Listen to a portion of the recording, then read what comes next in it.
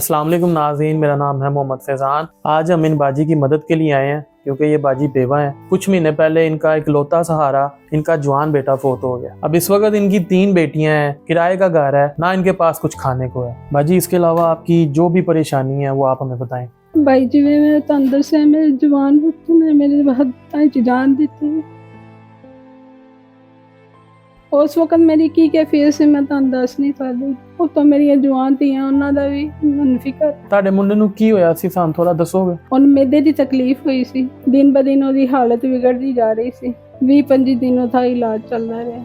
2 ਦਿਹਾੜੀਆਂ ਘਰ ਕੱਢੀਆਂ ਨੇ, ਫਿਰ ਉਹਦੀ ਤਬੀਅਤ ਵਿਗੜਨੀ ਸ਼ੁਰੂ ਹੋ ਗਈ। ਅਸੀਂ ਹਸਪਤਾਲ ਲੈ ਕੇ ਜਾ ਰਹੇ ਸਾਂ, ਉਹਨੇ ਮੇਰੇ ਹੱਥਾਂ ਦੇ ਵਿੱਚ ਜਾ 3 ਮਹੀਨੇ ਪਹਿਲੇ ਮੇਰਾ ਜਵਾਈ ਫੋਟ ਹੋ ਗਿਆ। ਬੜੇ ਅੱਛੇ ਸੀ ਹਾਲਾਤ ਜਾ ਰਹੇ ਸੀ, ਸਾਡਾ ਬੜਾ ਖਿਆਲ ਕਰਦੇ ਸੀ, ਬੜੀ ਹਯਾ ਕਰਦੇ ਸਨ। 3 ਮਹੀਨੇ ਪਹਿਲੇ ਮੇਰੇ ਦਬਾਅ ਕੰਮ ਤੋਂ ਆਇਆ, ਰੋਟੀ ਖਾਧੀ, ਰੋਟੀ ਖਾ ਕੇ ਲੰਮੇ ਪੈ ਗਏ।